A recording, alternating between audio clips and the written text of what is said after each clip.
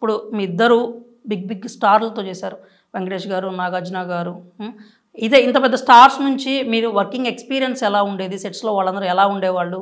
Nagarjuna sir గురించి చెప్పాలంటే అసలు గోల్స్ మూవీలో చేసినప్పుడు ఫస్ట్ టైం నాగార్జున సార్ని చూసినప్పుడు ఐ వాజ్ స్కేర్డ్. నేను చాలా భయపడ్డా, ఇంత పెద్ద హీరో ఎలా మాట్లాడగలుగుతా. I wanted to take a picture with him. కానీ ఆయన దగ్గరికి అప్రోచ్ అవ్వగలుగుతానా అంటే బాడీ గార్డ్స్ ఉంటారు, వాళ్ళని చూస్తేనే భయం వేస్తుంది.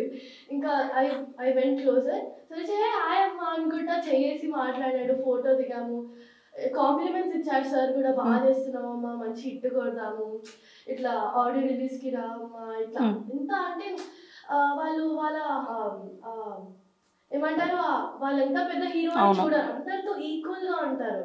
ఆ లవ్ కానీ కేరింగ్ కానీ అందరితో ఈక్వల్, సింప్లిసిటీ బాగుంటారు.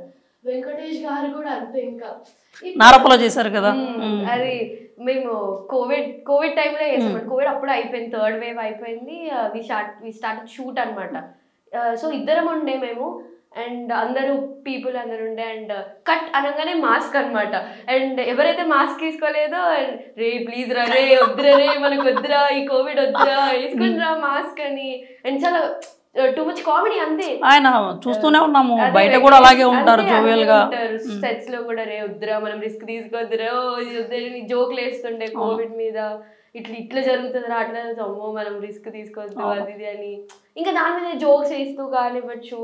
అండ్ వెంకటేష్ గారు కూడా ఎక్కడ షార్ట్ ప్రకారం కాంప్రమైజ్ అవ్వకపోతుండే. రావాలి, ఆ సీన్ కరెక్ట్ రావాలి అని అనుకున్నట్టుగా. అవును మాకైతే అన్ననే అక్క కృష్ణ గారి మీద మూవీకి నేను వెళ్ళేదాన్ని అక్కతో చిన్నగా ఉన్నప్పుడు. అసలు ఒకసారి అక్క అది ప్రమోషన్స్ అప్పుడు బూమ్ బూమ్ షోకి వెళ్ళింది. లాస్ట్ ఇంకా ఎండ్ అవుతుంది అన్నప్పుడు నాని అన్నని అడిగిండే యాంకర్, అలా మీకు ఏంటి మంచి మెమరబుల్ మూమెంట్ ఏంటి అని అన్నప్పుడు నాని అన్న నా గురించి చెప్పారు. ఇలా మోక్ష చెల్లి నేను బాగా ఆడుకునేదా వాడిని తనతోటి అని ఫోటోస్ వీడియోస్ అన్ని చూపించిండే. అప్పుడైతే ఇంకా నార్మల్ అంతే కదా, ఆర్టిస్ట్ కంటే కూడా తను ఒక సిస్టర్ స్టైల్లో ట్రీట్ చేసిన విధానం కూడా చాలా బాగా అనిపిస్తుంది ఎవరికైనా. కానీ టూ న్యాచురల్ ఉంటారు నాని. ట్యాగ్ లైన్ కి తగ్గట్టుగానే.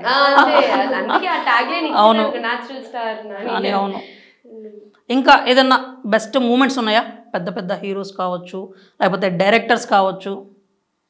అదే డైరెక్టర్స్ అంటే ఇప్పుడు లేటెస్ట్ మీకు తెలుసు హను రాఘవపూడి అన్న ఎట్లయితే సీతారామంతో హిట్ ఇచ్చారు. నా కెరియర్లో నా లైఫ్లో అంటే లైక్ అది ఒక పెద్ద పిల్లర్, స్ట్రాంగ్ పిల్లర్ అయిపోయింది కృష్ణాడి వీరప్రసాద్ అనేది. నన్ను ఈ కెరియర్కి ఇంట్రడ్యూస్ చేసింది హను రాఘవపూడి అన్న అని అనొచ్చు. అండ్ అన్నది కూడా చాలా ఇట్లా చాలా ఉంటుండే, పాయింటెడ్ ఉంటుండే అనమాట. అండ్ నేను ఆబ్వియస్లీ సీతారామం వచ్చినప్పుడు కూడా అంటే మేము మాట్లాడుకుండే, వి మెట్ కూడా అనమాట.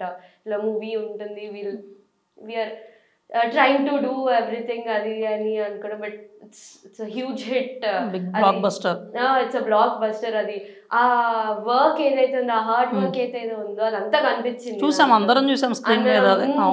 అండ్ అంతే ఈ షూట్స్ లో కానివ్వచ్చు, ఏదైనా ఈ లైక్ నార్మల్ యంగ్ డైరెక్టర్స్ అవ్వచ్చు, ఇప్పుడు మా #90s డైరెక్టర్ ఆదిత్య అన్న కూడా అవ్వచ్చు.